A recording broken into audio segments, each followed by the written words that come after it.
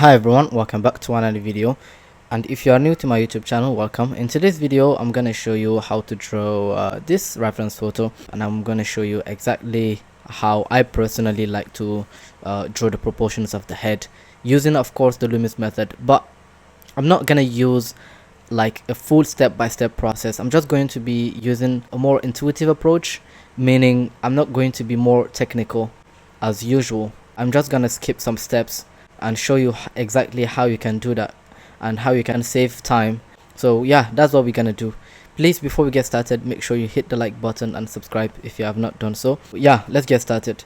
Okay, so the tools that I'm gonna be using, I'm gonna just use this 7B pencil. It's a really dark pencil. I highly recommend you use a much lighter pencil like an HB or something that is lighter, HB 4B. You need a certain skills to be able to draw with a 7B, otherwise you're gonna just be erasing a lot. Okay, so let's get started. So I'm gonna just go with the circle. So this is the first thing that I like to do whenever I draw a face. I like to start with that circle for the top portion of the head. Now the second thing that I like to do is to find the eyebrows, okay, or the brow ridge. Now the brow ridge is usually at the center of this circle, but because this is an extreme angle, we're gonna push the brow ridge a little bit higher, like somewhere around here.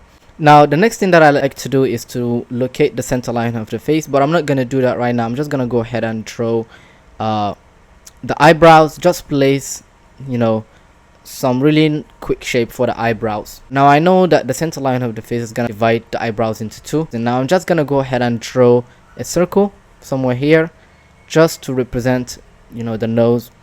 And from here I'm just gonna go ahead and draw the contour lines for the face. Now make sure the distance between the tip of the nose or the corner of the nose and the side of the cheek matches the reference photo. You don't want to make it too large unless you want to make it a little bit stylized, but for me I like to really make sure this angle is correct.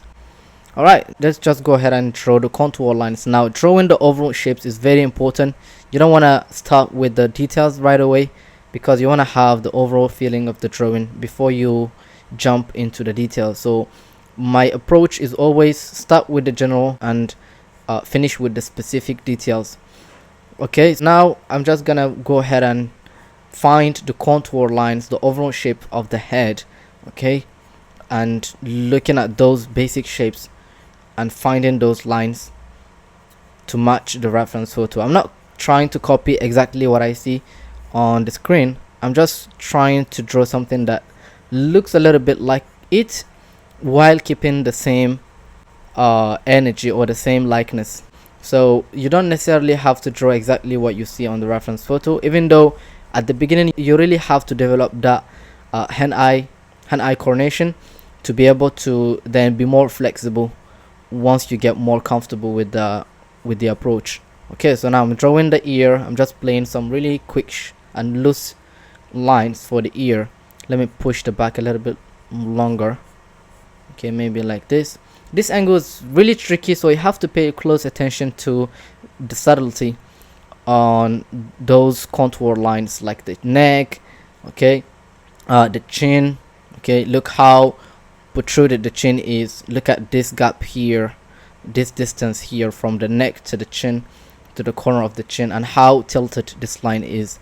As you can see here, I need to push this forehead a little bit inside and then bring this line a little bit back like this, and then adjust it as much as I can before I start adding the features. Okay, I also like to find the angle between the eyebrows, between the brow ridge and the chin. I use my pencil like this to get that. I will notice if this brow ridge is touching that vertical line or not. So that's what I like to do to find, you know, the exact contour shapes of the face. Anyway, so now let's just go ahead and maybe draw the nose. I really like to start, I always want to start with the nose, because I feel like if I draw the nose, it's gonna help me establish the other features. That's why I really like to start with the nose. For me, it's just a preference. Most of the time I get the position of the nose correctly. Even if I don't get it correctly, I make sure I correct the position of the nose before I even start adding the other features, because they heavily rely on the position of the nose. Okay, so now I'm gonna just use the nose and draw the mouth. So I make sure the distance between the nose and the mouth is correct. I don't push it too high or too low. I try to stay at the average proportion most of the time.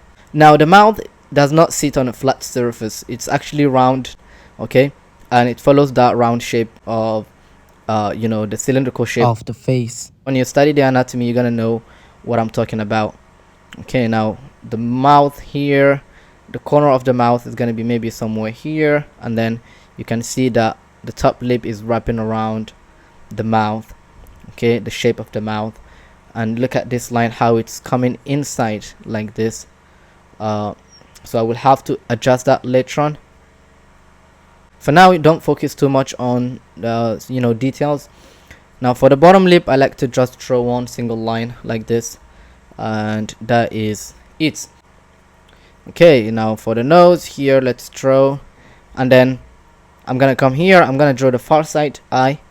Okay, I'm thinking about the roundness of the eye and how it's wrapping around, and how the eyelids are wrapping around the eyeball. Okay, I'm not thinking about straight lines, even though I draw the straight lines at the beginning, but the final details of those lines are going to be round to push the structure a little bit more. Okay, maybe some eyelashes. Okay, now look at that shape, the upper eyelid, it's really wrapping around that shape. Okay, now let's come here. Sometimes I like to draw straight lines just to compare the angle, and I feel like this one here should be a little bit higher like this. Okay, just to show that the head is slightly tilted. Maybe I should just bring it down, I don't know. But anyway, so I'm gonna draw a straight line from the nose. Okay, I usually like to draw a diagonal line here, just like this. Okay, and I find the corner of the eyes here, this one eye here, or the tear dots. Now let's draw the eye. So I like to draw straight lines, and the shape of this eye here, of this eyelid, is gonna be different from this one. Or this one is more like a straight line, whereas this one is a little bit rounded, because this one is in a 3/4 pose. Okay, let me draw the iris. Let's see the corner of the eye, the upper eyelid, the eyebrows are there, the lower eyelid and the bottom eyelid. Yeah, that is it. Maybe I should add a few eyelashes, just like this.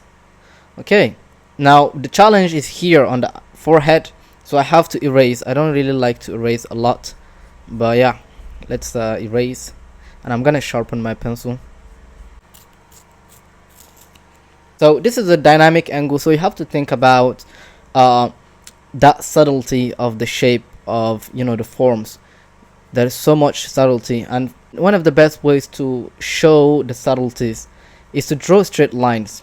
Okay, even though the face looks round, drawing a straight lines is gonna help you with the structure, because if you break down these shapes into planes, you will notice that they are actually straight lines. I want to observe the shape, okay, of the forehead, this one right here, pretty round, the side of the eyebrows, the corner of the eye socket, the cheekbone. So all of that I have to double check everything before I even add more details.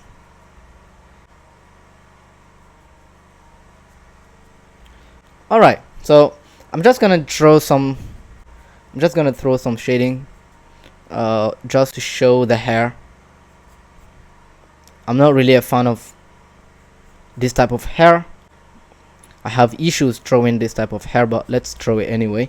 So now the ears, look, if you wanna check the position of the ears, I like to draw straight lines from the eyes or the nose to find the top of the ear, and observe the angle between this eye here and where the ear starts. So these are interrelationship that I like to use a lot in order to double check the proportions.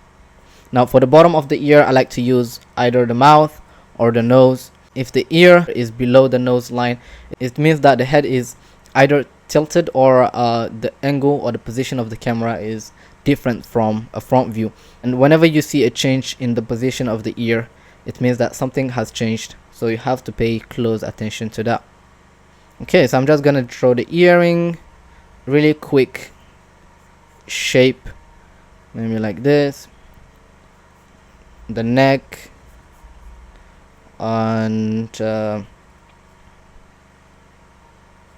see where the neck starts. Here you can draw a straight line to compare that, maybe from the corner of the mouth. You can compare, okay, the corner of the mouth and where the ear starts. And I like to draw straight lines, perfect vertical lines, to find that.